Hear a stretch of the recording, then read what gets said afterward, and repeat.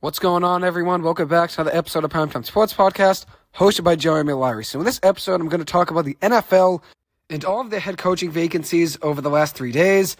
A lot of coaches have either been fired or mutually parted ways with their respective teams. So I'm going to give a breakdown of all of those coaches, and one of them that just happened today was Bill Belichick has parted ways with the New England Patriots. Robert Kraft and Bill Belichick both held a press conference today at noontime. Each of them talked for about 5 minutes and talked about obviously the great days and everything they did and everything they accomplished together. And obviously at the end of the day, even though this is the end of the Bill Belichick era, everything he did in New England obviously is going to be in the history books forever.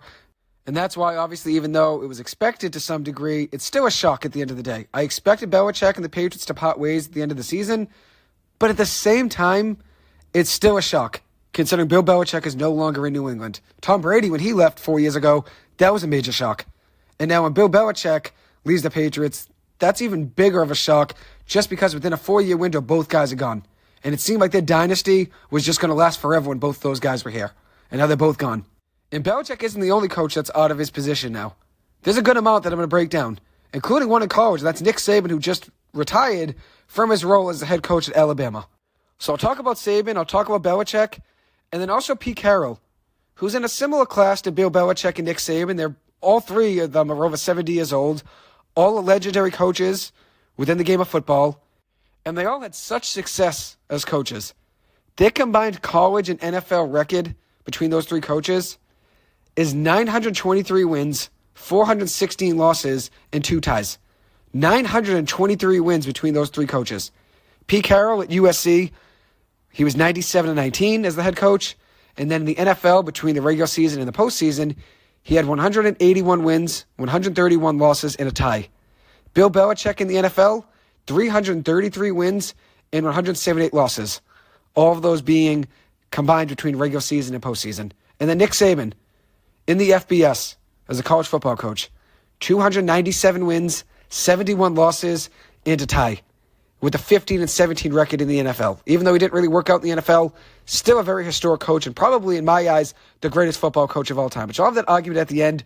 Who do you consider the greatest coach ever? Is it Belichick or is it Nick Saban? Who is the GOAT of football coaching? And that's obviously an argument that is going to be hard to answer. People are going to have their opinion, but at the end of the day, both coaches are great. It's obviously hard to compare, but both of them were very successful in their respective places. And the craziest part of all three of those guys being gone is that all three of them are gone from their respective roles within a 24-hour window. Nick Saban and Pete Carroll, they were just a few hours apart. And then this morning, Bill Belichick and the Patriots mutually part ways. And if you look at their ages, I mean, it's just crazy. Pete Carroll's 72 years old. Nick Saban's 72 years old. Bill Belichick's 71 years old. All three of them are in their 70s. And if Saban and Carroll want to continue to coach, they easily could. I know Belichick, it seems like he's going to keep coaching, which it makes sense that he would. But Nick Saban's stepping down, but he still could coach if he wanted to. I know he's retiring, but he still could coach if he wanted. And the same thing with Pete Carroll. He was still a good coach this season. And it seems like Pete Carroll wanted to stay coaching. It seemed like it was more of an ownership management decision for him to step down. Like they want to go in a different direction. And they said to Pete Carroll, it's either we fire you or we mutually part ways and you end up being in the front office. So it ends up being more of a mutually parting of ways from the coaching role there for Pete Carroll. But he's going to end up being in the front office anyways. But it seems like it was more of an ownership decision or a management decision that they want to go in a different direction. As for the Patriots, Bill Belichick and the Patriots mutually agreed to part ways. So that was an amicable decision for both parties. They both decided it's best for us to go in different directions. And even though obviously the history you can't take away and obviously all the success they've had. But like I said in my episode the other day, sports are all about a cycle of winning and losing. And the Patriots dynasty lasted 2 decades. So even if the ending wasn't that sweet, with no playoff wins over the last 4 seasons after Brady left, you still can't take away the 6 Super Bowl rings that Bill Belichick won when he was here. And according to Adam Schefter, this is a quote from an article he put out, there was said to be no conflict, no disagreement, and in the end, productive talks resulted in a mutual decision that left both sides comfortable and at ease. And per Adam Schefter as well, he also noted that they took the high road to resolve their differences, and they parted ways respectfully. So this could have went a different direction, where the Patriots could have traded Bill Belichick, which I thought was unlikely. I didn't think they were going to trade him just out of respect. They weren't going to fire him, and the same goes for trading. And if you look at it, who is going to trade Bill Belichick? He's the general manager. Was it going to be Robert Kraft making the decision and getting on the phone and trying to trade him? It wouldn't have made sense to trade him. Could they have gotten a draft pick back in return? Yeah, definitely. But it made more sense for them to mutually part ways rather than firing or trading him. And Belichick has expressed interest to continue coaching, which there was 1 year left on his deal with the Patriots. He's going to get that money, and he's going to continue to coach. So the big question is, where's Bill Belichick going to end up? And I'll get to that in just a few minutes, but I just want to break down all the accolades he had when he was here in New England. In 24 seasons, he was in the Super Bowl 9 times, 9 Super Bowl appearances with 6 Super Bowl titles, a 30-12 postseason record with a 266 and 120 regular season record. 266 regular season wins and 120 regular season losses in New England, with 17 division titles and 11 seasons of 10 or more wins. Double-digit wins in 11 seasons as a head coach in New England, which is just ridiculous when you look at those numbers. Ridiculous. 9 Super Bowl appearances, 6 Super Bowl titles, and 266 regular season wins to 120 losses in the regular season, with 17 division titles, 17 in 24 years. So overall, between Cleveland and New England, Bill Belichick has 333 career wins between the regular season and the playoffs. He only needs 15 wins to overtake Don Shula as first all-time in career victories as a head coach in the NFL. So he's not too far off. 15 wins can be 2 seasons if he goes to a place that's in a good position to win right now. And there's going to be a lot of debate about where the best situation is for Bill Belichick, but there's 2 places that come to mind for me. I think Atlanta gives him the best chance to win within 2 years, 15 games, which he probably still wants to compete to win a Super Bowl. I mean, he's trying to win a Super Bowl without Brady just to get rid of the narrative that Brady's the only reason he ever won. So he's still looking to win games. It's not just trying to beat the record. He's also still looking to win a Super Bowl. But I think Atlanta gives him the best chance to be competitive right now. But I'll discuss that a little bit more in just a few minutes. Another crazy stat I saw, and this is from Paul Hembo of ESPN. Since the Patriots hired Bill Belichick in 2000, the Patriots only had 1 head coach, while the rest of the NFL over that window from 2000 and now have had 162 head coaches and 224 total coaching stints. So 1 head coach versus 224 since 2000, which is just ridiculous. And that obviously shows all the dominance and the whole entire dynasty the Patriots had for 2 decades. And a lot of that dynasty is accredited to Bill Belichick, but also Tom Brady. Tom Brady, when he was here, had so much success. And a lot of Bill's success is because of Tom Brady. But I'd say the same thing goes for Brady as well. Even though Brady did win a Super Bowl without Bill Belichick, it did help to have Belichick on his side for 6 Super Bowl rings. And then obviously he won a 7th one on his own, which proved that he could win on his own and he wasn't a system quarterback. But they did merge very well together. And they found ways to win games. But after the Tom Brady era in New England, the Patriots only had 1 playoff appearance in 4 years, with 3 losing seasons, and a 29-38 record in the regular season since Brady left. Dating back from Week 12 of last season in 2022, the Patriots were 6-18 in their last 24 games. 6-18. So obviously Brady was a big key to Belichick's success. But I still think Belichick is a good coach. The issue with Belichick right now in New England, his biggest issue isn't Belichick as a coach. His issue right now, where the Patriots currently stand, why they're in a tough position, is because of his decisions as the GM. A poor offensive line, a weak wide receiver group, not much depth, not the right quarterback. So a lot of the decisions that Belichick made as a general manager hurt him as a coach. And that's ultimately why I thought the Patriots were going to split ways with him. I never thought the Patriots would split ways with him as a general manager but keep him as a head coach. It only made sense to go fully forward with him as both or get rid of him entirely. And I thought it made most sense for them to get rid of him entirely and step in a different direction. Even if that's hard to say, obviously, considering all the success he had in New England, every good thing does come to an end at the end of the day, and 2 decades of winning, obviously, is something no one can ever take away from Belichick or the Patriots. But as I said, though, his decisions as the GM hurt him as a coach. Drafting N'Keal Harry in the first round always loomed large. That was a big, big mistake by Bill Belichick. But obviously, all that's in hindsight. It's tough to look back and say, I should have drafted this guy or I should have drafted that guy. Nobody knows at the end of the day when you draft a guy whether or not they're going to pan out. Because not every player is going to pan out that you draft. But Brady obviously wanted help at wide receiver, and N'Keal Harry was supposed to be the answer, but he ended up being a big mistake there and a big miss. And that's a big reason the Patriots have had a bottom half offense in the NFL in 3 of the last 4 years since Tom Brady left. And now Belichick's free to go anywhere, which I'll discuss in just a few moments after talking about the head coaches, where I think is the most desirable location for a head coach to go right now that is on the open market. But before doing so, I'm going to move on to talk about Pete Carroll, who yesterday was announced out as a Seahawks head coach. He's going to be stepping into their front office.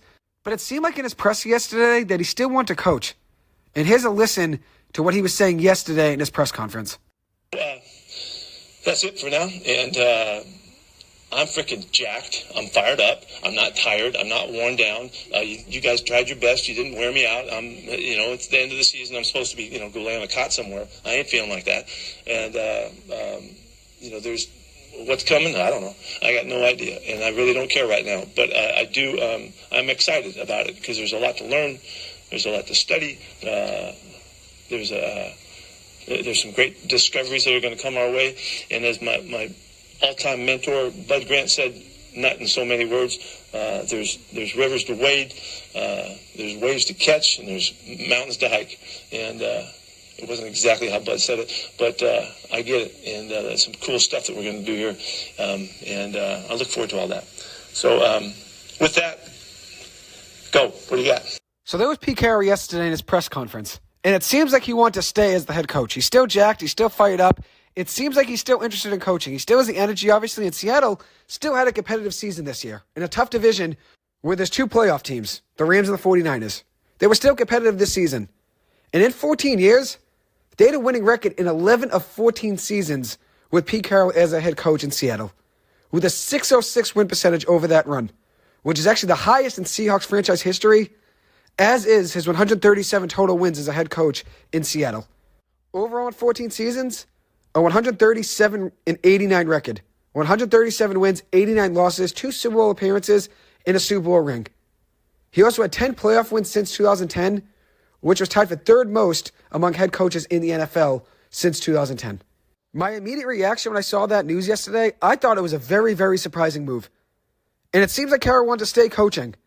But what I think it really came down to was a management and or ownership decision, where they said, hey, we got to go in a different direction. So it's either we fire you or it's a mutually parting of ways and you can just step into the front office as an advisor.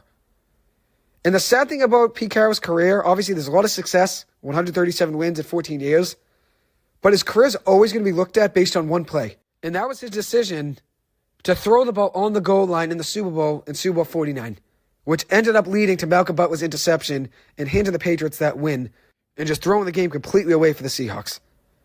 And now when you look back in hindsight, they should have given it to Marshawn Lynch on second down, but they should have given it to Marshawn Lynch on second down no matter what.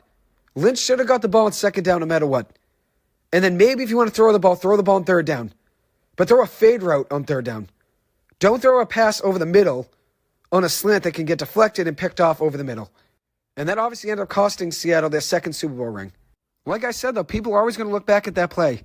And I remember right after the play happened, how much criticism was sent the way of the Seattle Seahawks and obviously Pete Carroll as well. And I looked at a couple reviews of that play right after the Super Bowl happened. Deion Sanders, Peter King, just about every single analyst on ESPN called it the worst play of all time. The worst play call of all time. And when you look back in hindsight, it really was the worst play call of all time. But the issue is this. In hindsight, it looks like the worst play of all time. But even in that moment, you got to think, let's run the ball on second down. We have one of the best running backs in the NFL, a very strong runner who's a bruising back that only needs to get a couple yards and he's in the end zone. And I know they were stopped on first down. Dante Hightower had a big tackle. But you still give it to Marshawn Lynch on second down. And I remember Chris Collinsworth saying, you can give it to Marshawn Lynch all 4 plays, and if it ends up not working, so be it. But if you're going to lose throwing the ball and getting picked, that's the worst case scenario. And that's definitely going to be the play that a lot of people are going to judge Pete Carroll's career on. But he's still a Hall of Fame coach, and still a legendary coach at both levels, college and in the NFL. So now I'm going to transition and talk about Arthur Smith, who was fired by the Atlanta Falcons after a 7-10 season. It was reported on December 14th that barring a late season collapse, Smith would keep his job and be back next season. At that time, Atlanta was 6-7 and in a 3-way tie for first place in the NFC South. So they still had a chance at the playoffs. After that report happened, the Falcons lost 3 of their last 4 games, including losses to the Carolina Panthers in a game where they lost 9-7 to the worst team in the NFL, and also lost by 20 points to the Chicago Bears. And also in Week 18 to close out the season, they lost by 31 points to the New Orleans Saints. 31 points. Losing 3 of their last 4 games to 3 teams that all missed the playoffs, with one of them being the worst team in the NFL in the Carolina Panthers. They lost 4 of their last 5 games, And that's what makes it easy for the Atlanta Falcons to go in a different direction. I do like Arthur Smith. I thought he was a great offensive coordinator for the Titans a couple years ago. He was very good for them. They had one of the best offenses in the league, a very efficient offense centered around Ryan Tannehill, and obviously being a run-dominant offense, running the ball consistently with Derrick Henry. That's the reason that offense moved the ball downfield, and then Tannehill was more of a game manager, but it worked, obviously. They were winning games. Tannehill, when he had to step up, he made some plays for them. And when I look at that Atlanta Falcons team last year at the end of the season, they were still playing hard at the end of the year, and they had a lot of one-score games that they lost. And I thought that was going to flip this season. I thought they were going to find a way to win a lot of those one-score games, and they were going to turn things around, win the division, and make the playoffs. But that obviously didn't end up happening. They really struggled this season. And unfortunately, Smith was my pick for Coach of the Year before the season began. Since I thought Atlanta would surprise some people, I thought they'd win the division, and I thought they were going to have a dynamic offense. After taking Bijan Robinson with the 8th overall pick, I thought that offense was going to be rolling. But I was wrong. Atlanta only had 3 total road wins over the last 2 seasons. 3 total road wins. They were a good team in Atlanta, but on the road they really struggled. And the Falcons' offense averaged under 20 points per game over 3 years with Smith as the head coach. And that's even with drafting Kyle Pitts, Drake London, and Bijan Robinson all within the top 8 of the draft in 3 consecutive years. Arthur Smith obviously really did well as a run-heavy offensive coordinator in Tennessee. That's why I thought Atlanta's going to take a step up this season. They got a workhorse back in Bijan Robinson, who I thought was going to be the offensive rookie of the year in the NFL. I saw big numbers out of him before the season began. And then when he steps up and he's in Atlanta and the regular season begins, it seems like they just fade him in the offense sometimes. And he wouldn't be as involved as he should be. And so that's obviously a big question mark for Arthur Smith's tenure. How do they not score more points with Robinson as the running back? And then also adding in Kyle Pitts, who was a top 5 pick, was one of the most talented tight end prospects over the last decade. And then also Drake London, who had a pretty good season overall, but it still wasn't enough to get this team over the hump. 7-10 in 3 straight seasons with Arthur Smith as the head coach. 7-10 in 3 straight years. So obviously Atlanta had to make a decision and go in a different direction. But I think this team, out of all the teams with head coaching vacancies right now, I think Atlanta is the most desirable location for a head coach right now. A very good offensive skill group, which I probably need one more wide receiver in the draft, but that should be easy to come by, maybe in the 2nd or 3rd round. They still need a quarterback, which they can address that in free agency or with the 8th overall pick. And they also maybe need 1 or 2 more players on defense. But this team is in a good position right now to try to take a step up next year. With the right head coach and the right quarterback, this team could be a dangerous team next year. So the next head coaching vacancy in the NFL is the Washington Commanders, who fired Ron Rivera after a 4-13 season. But this was one that wasn't very surprising. This was a move that was expected. Probably midway through the season, everyone expected the Commanders to move on from Rivera, so this wasn't really a surprising move. And if you look at the numbers, the Commanders had a bottom 10 defense in points allowed in 2 of the last 3 seasons. They allowed the most points in the NFL this year, with over 500 points allowed on defense, which is crazy considering Ron Rivera is a defensive-minded head coach, and they did have some talent on that defensive line. There's still a lot of work to be done for this team, considering they traded a good amount of their pass rushes. They're going to have to revamp over the next couple seasons. But in 2 of the last 3 years, they had a bottom 10 defense in points allowed. With that being said, though, having to play Philadelphia twice a year and Dallas twice a year is obviously tough. And the Giants have found ways to beat the Commanders, it seems like, for the last 5 years. The Giants have beaten them consistently. So it's tough to play those teams 2 times a season for 6 total games. Overall, during his tenure in Washington, Rivera had a 26-40-1 record. 26 wins, 40 losses, and a tie for a .396 win percentage with 1 NFC East title and an 0-1 record in the playoffs. In his first year with Washington, they were 7-9 in 2020, won the division somehow, and then gave the eventual Super Bowl champion Tampa Bay Buccaneers a game in the wild card round. So the start of the Ron Rivera era in Washington started out on a high note, and then they were 3rd in the NFC East the following year with a 7-10 record. Then last year they were 8-8-1, 4th in the NFC East. 8-8-1 though, they were competitive last year. And then this season, 4-13, 4th in the NFC East, and giving up the most points in the NFL. So obviously a change was needed here in Washington. But obviously Rivera's a good guy with a great story. A lot of people are a fan of him. A lot of players that have played for him love him. But the franchise had to go in a different direction. And whoever's stepping in as the next head coach has a lot of assets to rebuild around, whether it's draft picks or some young players like Terry McLaurin, Brian Robinson. They have some pieces to build around. They do have a lot of work to do. They need to get the offensive line figured out. But there are some assets for whoever's stepping in to rebuild around and get this team back on track in a couple seasons. But obviously the offensive line is going to be the main priority. And what are they going to do at quarterback? They have the second overall pick. They're probably going to go out and draft a quarterback with the second overall pick this season. So build around that quarterback, but you have to get him an offensive line. Because if I remember right, Sam Howell was the most sacked quarterback in the NFL this season. I think it was a record number almost as well. He was sacked 65 times in 17 games this season. 65 times. 21 touchdowns to 21 picks, which I remember in my preseason prediction, I predicted he was going to throw a good amount of touchdowns. I think I was around 25 touchdowns, but I also thought he was going to be high in picks. I think I said like 17 or 18 if I remember right. So he's kind of a gunslinger, throwing some touchdowns, throwing some picks, usually in a 1-to-1 ratio, some games, 2 touchdowns, 2 picks, and that obviously ends up being the reason he ended up with a 21 touchdown to 21 interception ratio. So the last head coach that was fired over the last few days was Mike Vrabel, who was 6-11 this season with the Tennessee Titans. This move is a bit of a shock. And what it came down to, I guess, was some miscommunication over the last couple seasons between Mike Vrabel and the front office. And I guess what it came down to is Vrabel's philosophy wasn't something that the front office really agreed with.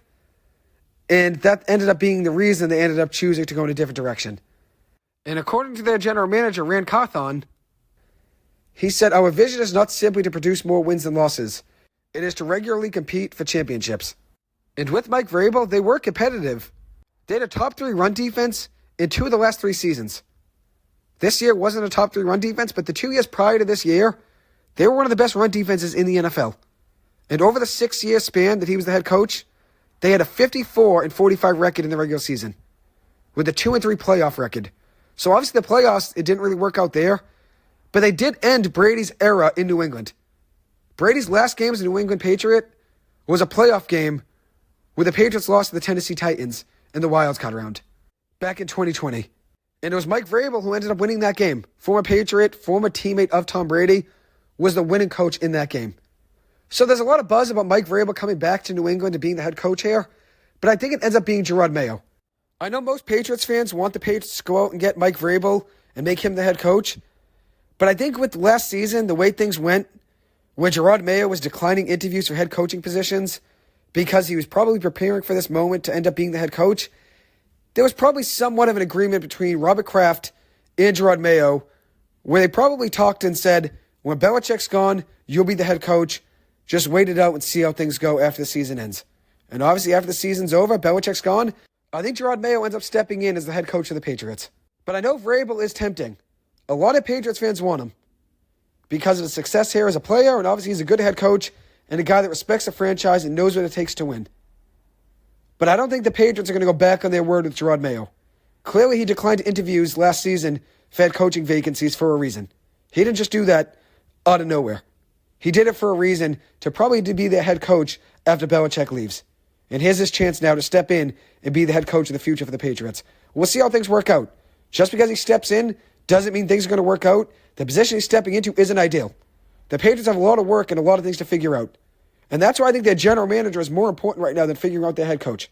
But those two decisions work hand in hand.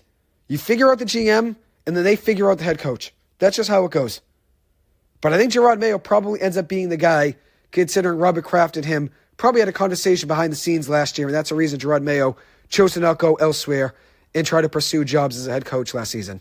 So ultimately, I think it's going to be Gerard Mayo that ends up being the head coach of the Patriots. I know a lot of people want Mike Vrabel, but the Titans did struggle over the last 2 seasons. They were 13-21 over the last 2 years. In the first 4 seasons with Mike Vrabel, they were 41-24. But the last 2 years, 13-21. In the last 25 games, they are tied for the second worst record in the NFL with a 7-18 record. So they were really struggling with Mike Vrabel. And that's not really saying it's all Mike Vrabel's fault. There were some issues obviously there. There wasn't really many wide receivers to work with. The offensive line wasn't great. There were issues with the defense. There were some holes there. But that team did underperform the last couple seasons. And even if Mike Vrabel does step into the Patriots, there's not a great situation there. I don't think coaching was the issue with the Patriots. I think it was more GM issue in decision-making from Bill Belichick in the draft and in free agency. So there are also 3 other positions that are open right now. The Raiders, the Panthers, and the Chargers. The Raiders fired Josh McDaniels They were 8-9 this season. They fired him in the middle of the season, though. Probably the end of the road for Josh McDaniels as a head coach in the NFL. Didn't work out in Denver and didn't work out in Vegas. Both of those teams were inept with him at the head coaching position. This was the second time he was fired midway through his second year. So it only makes sense that that's probably the end of him as a head coach in the NFL. The Raiders locker room rejoiced after McDaniels was gone, and they ended up going 5-4 in the last 9 games of the season with Antonio Pierce as their interim head coach. So obviously they cared more and were playing harder for Antonio Pierce than they were for McDaniels. As for Carolina, they fired Frank Reich earlier in the season. They were 1-10 in the first 11 games, but they finished the season 2-15. But this franchise really didn't have much to work with this season. The offensive line was an issue, and that really hindered their offense, and that made it really tough on Bryce Young to make any sort of progression this season as a rookie. Had a couple flashes, a couple good games, but for the most part, he was getting hit, taking a beating every single game, and there wasn't really much to work with, not really much time for him to get rid of the ball. Maybe that's something that's going to be their main priority this offseason, is probably getting the offensive line figured out and also getting the head coach figured out. 2 big things to success in today's NFL. Head coaching, offensive line, defensive line. You got to win on the offensive line and the defensive line in the trenches. It's a big part of the game in the NFL. And then also a quarterback. Quarterback's probably the most important position on the field, but both the offensive line and defensive line can really alter a game.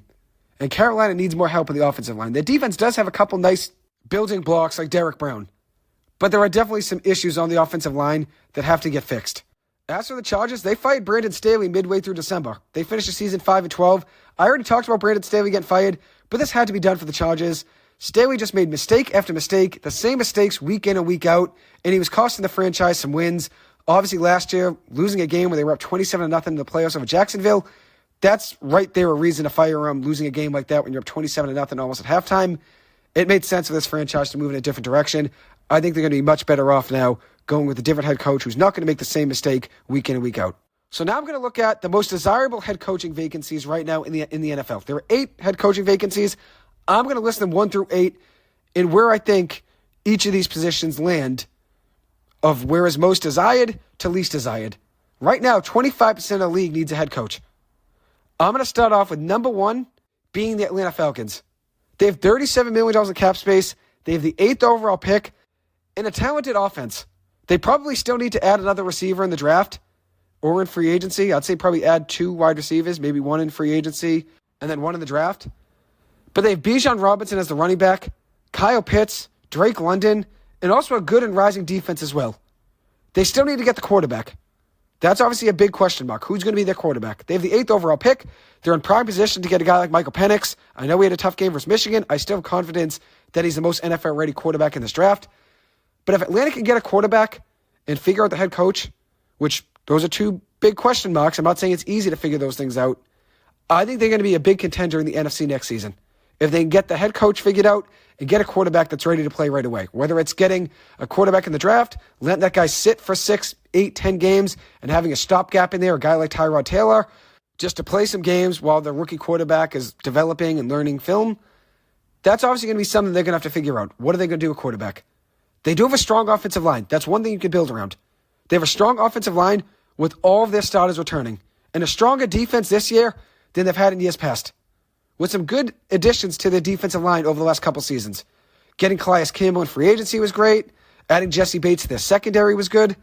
With the right coach and the right quarterback, this team, I think, will be ready to roll and win the NFC South next season. I had confidence in them this season. That didn't work out.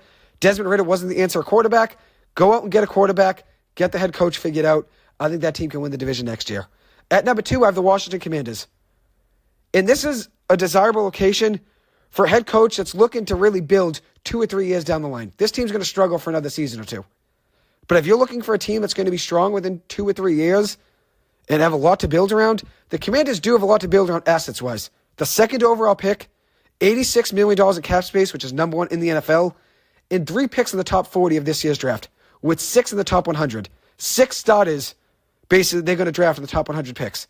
And if they want to trade up at any point from the 2nd round to the 1st round, whatever it may be, they can do so with all of those picks.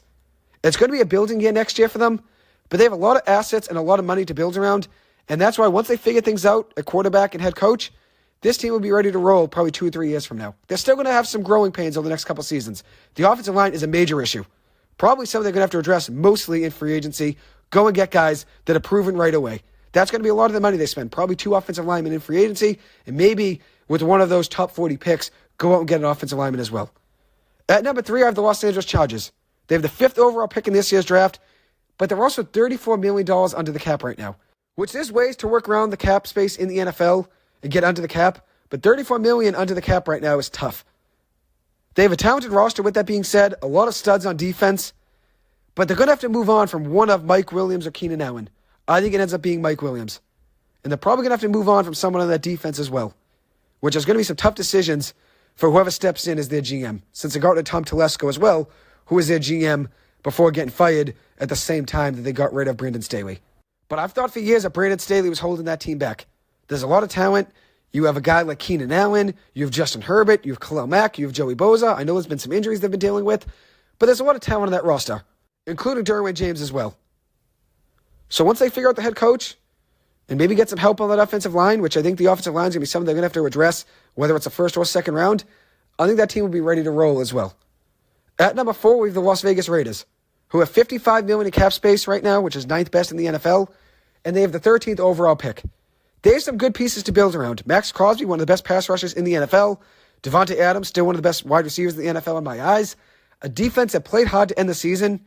They ended up going 3-1 in the last 4 games with 8 takeaways over that 4-game stretch. The defense really played tough towards the end of the season. They still need to figure out their quarterback position, though. But finishing the year 3-1 in the last 4 games and beating the Chiefs, that's a great way to go into the offseason. At 5th, I have the Patriots, who have the 3rd overall pick, $75 million in cap space to work with, but they do have a lot of holes to figure out, like the offensive line, like quarterback, and their skill position group. Wide receiver is a major need on this team. And even running back as well, I'd say, since they're probably going to have to go and add somebody to pair next to Ramondre Stevenson, since who knows if Ezekiel Elliott is going to be back for another year with them. But they have a lot of money to work with. $75 million in cap space, the 3rd overall pick, the highest pick of my entire lifetime, the 3rd overall pick for the Patriots. That's something I'm used to as a Giants fan. I'm used to us having a top 10 pick. Patriots fans are never used to drafting this high. When they drafted Mac Jones with the 15th overall pick, that was something that was unprecedented. But they honestly need the 3rd overall pick. They need to go and get their quarterback that they're going to build around. And obviously the money's going to help as well. And I think it ends up being Gerard Mayo who ends up getting the head coaching job for them. He didn't interview for head coaching jobs last season for a reason. And I think it was all in preparation to take over at some point when Bill Belichick was gone. He's been with the Patriots as an assistant coach since 2019, and he also played for them from 2008 to 2014. He knows what it takes to be a winner here, and he also knows what it takes to get the most out of the guys around him. Whether he was a leader on the team or being a coach on the defense, he got a lot out of the defense as a player, obviously, and then also the last few years, the Patriots defense has been probably their strongest unit the last couple seasons. Definitely this past year, and probably the last 3 seasons, the defense has shown up to play for the most part. At number 6, we have the Tennessee Titans, who have $77 million in cap space to work with, which is 2nd most in the NFL, and have the 7th overall pick. They do have a lot of things to figure out, though. They need help at wide receiver. After trading A.J. Brown, they never really had that wide receiver that stepped in and was the number 1 option. DeAndre Hopkins stepped in, obviously, on a value deal. He was their best wide receiver they've had over the last couple seasons, but he is older now. You don't want him as your wide receiver 1 probably every single game. He's probably trending towards being more of a wide receiver 2, even though he still is very talented. You're probably going to draft a guy or get a guy in free agency to try to be the number 1 receiver in that offense. And then obviously Derrick Henry's gone as well. They have a hole at running back, and the defense had a down year as well. There's a lot of things to figure out on that defense. So the Titans are at 6 for me. At 7, I have the Seattle Seahawks, who have just $4 million in cap space to work with. They have decisions to make, especially a quarterback. I think Geno Smith has 1 more year left guaranteed on his deal. We'll see what they have to do for their future at quarterback. But they also have the 16th overall pick. So they probably could add to their defense if they wanted to. And who knows if they're going to keep Tyler Lockett around for much longer. If they go in a different direction and get rid of him and try to save some money, maybe they use that 16th pick on a wide receiver. I mean, that's just me throwing that out there. But they do have some decisions to make and probably some guys to move on from, considering they only have $4 million left in cap space. And then at 8th, I have the Carolina Panthers. They're a ways away from contending. They are far from contending, probably 2 or 3 years down the line right now, I'd say. And that's at the very least 2 years down the line. They're supposed to have the 1st overall pick in this year's draft, but since they traded up last year to get Bryce Young, that pick is now owned by the Chicago Bears. So they don't have the 1st overall pick to help them out. They do have $40 million of cap space to work with, which is obviously helpful. They can add a couple pieces with that. But one thing that's tough for them is that their offensive line has just been atrocious.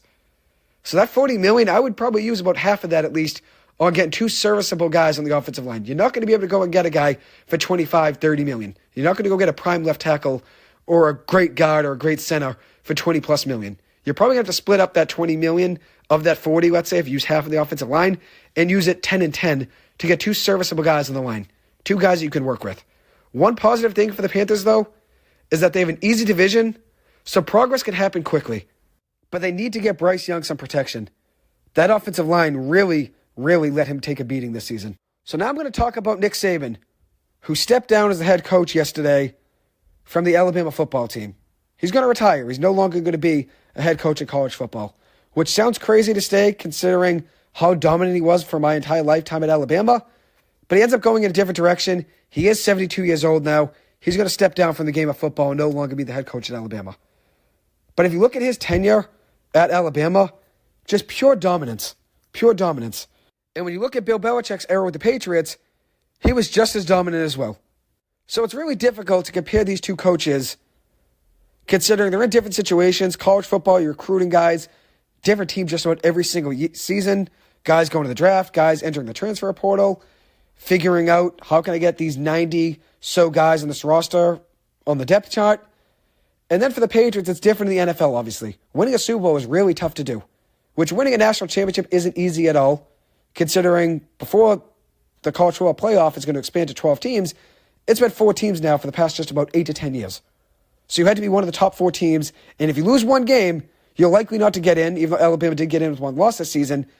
If you lose 2 games, you have no chance of the national championship. In the NFL, you can lose 2 games, and you can still make it in to the playoffs and obviously win the Super Bowl. So that's the thing. But winning a Super Bowl is tough. You got to win at least 3 or 4 games to win a Super Bowl. And that's what makes it difficult. It's not easy to do. But these two guys have been friends for a long time, Belichick and Saban. And it's really tough to compare them. They both had dynasties at different levels of the game of football. And like I said, they've been friends for a very long time. Saban was actually the defensive coordinator for Bill Belichick when Belichick was the head coach of the Browns from 1991 to 1994. So they go way back. They've been friends for a long time. And I'm going to break down some numbers here between Saban's time at Alabama and then obviously his time in college football overall from Michigan State to LSU to Alabama and also Toledo. And then I'm also going to talk about Bill Belichick's time in New England and then also talk about Cleveland as well, since I'm going to give a thorough breakdown of their win-loss records at each level. Obviously, Saban coached in college in the NFL, and then Belichick just coached in the NFL, coaching for the Cleveland Browns and the New England Patriots. But let's compare some numbers. Saban at Alabama for 17 years, won 9 SEC titles, and won 6 national championship games. Bill Belichick in 24 years with the New England Patriots made the Super Bowl 9 times, won 6 Super Bowls, and also won the division in the AFC East 17 times in that 24-year window, which is absolutely crazy. So there's dominance both ways here, and that's why it's a really tough thing to compare. In 29 seasons in the NFL, between Cleveland and New England, Belichick had 333 total wins between the regular season and the postseason, with 6 Super Bowl rings and 9 Super Bowl appearances. And one thing Belichick always did well was winning one-possession games. He was 52-28 in games for the Patriots that were decided by 3 points or fewer. 52-28. And that did include the playoffs there in that stat. Per Paul Hembo of ESPN. That's where I got that stat from. But 52-28 in games decided by 3 points or less, that's just crazy. Belichick had 333 career wins between his time in Cleveland and New England. He only needs 15 wins to overtake Don Shula as first all-time in career head coaching victories in the NFL. So he's not too far off. He could do that on a good team in 2 seasons, and a team that's going to struggle, he could probably do that in 3 seasons, which he probably still has 2 years left. If he can go to an ideal situation like Atlanta, like the Chargers, he could do that in a couple seasons, 15 wins. Right now, I think Belichick ends up with either Atlanta or the Raiders. Those are my 2 destinations for him. I think the Chargers would be a good destination for him, but I think he ends up being at Atlanta or with the Raiders. It's one of those 2 in my eyes. Belichick has coached 49 straight years in the NFL, which is actually the most consecutive seasons coaching in the NFL in NFL history. So obviously a great run out. Almost 5 decades coaching in the NFL for Bill Belichick. Now you look at Nick Saban. 28 years of college football. He won 297 games, 7 national championships, 11 SEC championships, a MAC championship at Toledo, and his overall record in 28 years was 297 wins, 71 losses, and 1 tie. 297, 71, and 1. With an 806 win percentage between Toledo, Michigan State, LSU, and Alabama. He was 201 and 29 at Alabama. 201 wins and 29 losses with an 873 win percentage at Alabama. He won 10 or more games, double-digit wins, and 16 straight seasons at Alabama. From 2008 to 2023, they won 10 or more games. That's just wild if you think about it. There's so many moving parts every single year in college football. Guys leaving in the transfer portal, guys leaving for the NFL draft, and he always retooled with the top recruiting class every single year, and he always found a way to get things figured out on offense, defense, and that team was always playing the best ball by the end of the season, just like we saw this year. Alabama struggled out the gate, and then they figured things out by the end of the season and had a chance in the college football playoff. They were right there with Michigan in overtime. Saban was never a fan of the transfer portal, and that's obviously been a big thing in college football over the last 3 or 4 years now, and it's obviously growing. More and more guys are entering the transfer portal every single season. So there's no loyalty in college football anymore. So that's one hard thing with being a coach now, is you might have a guy that commits to your program, and then the next day they decommit and go somewhere else and go to a rival like LSU or Auburn or Georgia or Florida. It's tough to be a college football coach these days. But even with all those moving parts from year to year, and especially over the last few seasons, more and more guys entering the portal, Saban always found a way to retool, get things figured out, and get Alabama back on track to be one of the best programs in the country year in and year out. And he never liked the portal, so that's one thing that made it easy for him to say, I'll retire and probably just step away, since retooling every single year in the portal is obviously a lot of work. And one other thing that changed the game of college football is the NIL. And that seemed like something that Saban wasn't the biggest fan of either, at least from what I heard on ESPN. Saban wasn't a big fan of NIL. But the portal changed the game of college football over the last decade, and even more so over the last 3 years, and the same goes to NIL. Under Nick Saban, Alabama had more players drafted in the first round, 44 players, than they had losses over that 17-year window he was at Alabama. And that first-round total of 44 first-round picks, that's going to go up this season. Dallas Turner probably ends up being a first-round pick. J.C. Latham probably ends up being a first-round pick. That's going to go up this season. Kool-Aid McKinstry might even be a first-round pick as well. Terrion Arnold probably ends up being a first-round pick. So there's 4 guys that could be drafted in the first round of this year's draft. But that's just crazy. 29 losses and 44 first-round picks over 17 years. Just pure consistent dominance year in and year out.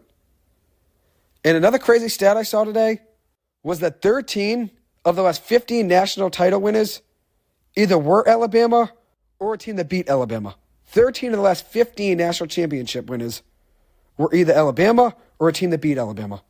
In order to be the best, you got to take down the teams that are the best in front of you. And Alabama, over the last 15 years, or 17 years to be specific, with Nick Saban, they were always the teams are targeting to try to beat. And we're always the team that players from opponents would circle that game on their calendar, saying, okay, we have a chance to beat Alabama and hurt their rank across the country while helping our rank. Because if you beat Alabama, that's going to be a big thing in the rankings. You're going to rise up the rankings if you beat Alabama over that 17-year window. It's just crazy, though, how dominant they were year in and year out. Nick Saban's last win as a head coach in college football, handing the University of Georgia their first loss in 728 days.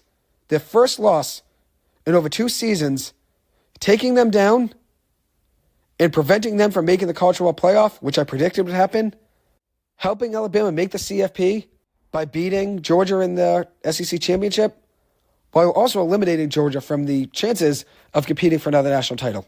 That was their first loss in 728 days. So obviously this is a tough question. Who's the greatest football coach of all time? A lot of people are going to say Nick Saban. A lot of people are going to say Bill Belichick. It's hard to compare these guys. Two different levels, two different situations going on across both leagues, whether it's college football or the NFL.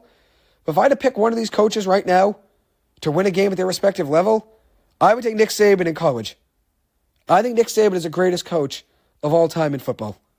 So many years of recouping, so many years of retooling to stay on top, and with so many guys moving in and out year to year, especially over the last 5 years, he always found a way to stay on top. They were still competing for national titles even up until his last game as a head coach in college football. They were still competing in the CFP. And if you look at the last 5 years, they've had just about a different quarterback each and every year over the last 5 seasons. Maybe 5 to 6 years, I should say. Tua Tagovailoa, Jalen Hurts, alternating between those two guys at one point from one year to the next. Then you got Mac Jones, Bryce Young, Jalen Milroe. He always found a way to retool and get another guy to step in and make plays. So it's a really tough decision. Who's the better head coach between Bill Belichick and Nick Saban? I think if you had to win a game right now, if you had to win a college game right now or win an NFL game, and you were picking which coach to pick at their respective level, I think Nick Saban gives you a better chance of winning the football game. Just based on what he was able to do at Alabama up until his last game as head coach there. And lastly, a big question about Bill Belichick is, where is he going to end up? And I already said I think Atlanta or Las Vegas. I think Jim Harbaugh ends up leaving Michigan. I think he ends up going to the Chargers. So that ends up being who they fill their head coaching vacancy with. As for Mike Vrabel, where is he going to go? I think he ends up in Atlanta. If Bill Belichick decides to go elsewhere and doesn't end up in Atlanta, I think Mike Vrabel goes to Atlanta. His son Tyler played for them this season, and they're in a good position right now to go out there and compete. And they obviously have a dominant running back and a very skilled player in Bijan Robinson. And we saw for a few seasons when Derrick Henry was at the top of the game in the NFL as a running back, that 4-year window, that Titans offense relied on him a lot. And I think Bijan Robinson could have a similar effect to that Falcons offense if Mike Vrabel were to be the head coach. It'd be a run-dominant offense, but when you draft a guy like Bijan Robinson at 8th overall and you have one of the best offensive lines in the game of football, you've got to take advantage of that. And obviously having Desmond Ridder at quarterback is what held them back a little bit this season. Go out there, figure out the quarterback, which it's not going to be easy. I'm not saying figuring out the franchise quarterback or even the stopgap is easy to do, but that team can be competitive. I think Mike Vrabel ends up in Atlanta. So there's a look at a few of my predictions of where I think some coaches are going to end up. I think Belichick ends up with either Atlanta or Las Vegas. I think Mike Vrabel ends up in Atlanta if Belichick doesn't end up there. I think Gerard Mayo ends up being the head coach of the Patriots. And I also think Jim Harbaugh leaves Michigan and he ends up being the head coach for the Los Angeles Chargers. Anyways, that'll wrap up this episode. Thank you guys so much for taking the time to listen to this. As always, I appreciate it. I hope you guys have a good one, and I will see you guys in the next episode. Thank you.